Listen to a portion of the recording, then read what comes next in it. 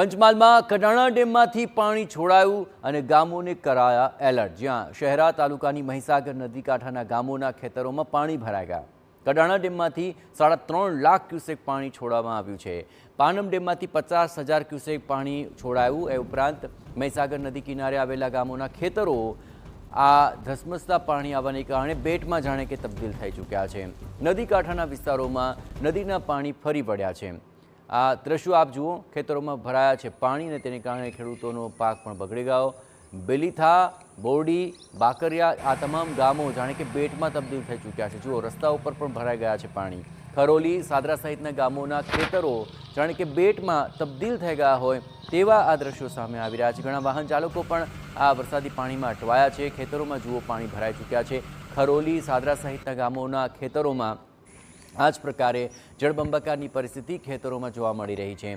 અહીં તમાકુ, ડાંગર, મકાઈ ઉપરાંત શાકભાજી અને ઘાસચારાના પાકોને ભારે નુકસાન પહોંચી રહ્યું છે।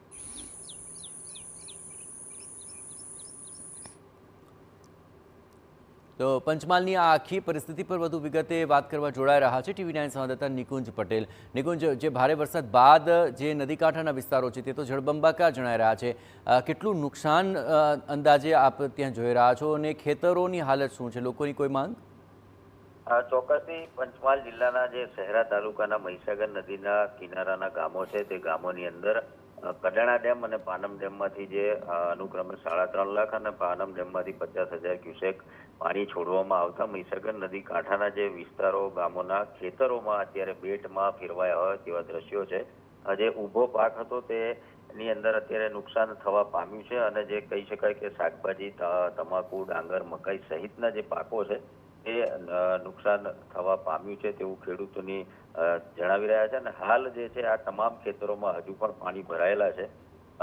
વરસાદ છે તે વરસાદ પણ એક તરફ અત્યારે વિરામ વરસાદે લીધો છે, પરંતુ જે પ્રકારની આગાહી છે તે પ્રમાણે જો વરસાદ હજુ જો વરસે અને ડેમમાંથી જો પાણી વધારે છોડવામાં આવે તો હજુ પણ વધુ નુકસાન થઈ શકે તે પ્રકારની શક્યતાઓ જોવાઈ રહી છે। ત્યારે ખેડૂતો સરકાર પાસે માંગ કરી રહ્યા છે કે તેઓને જે નુકસાન થયું છે તેનું વળતર તેઓને આપવામાં આવે।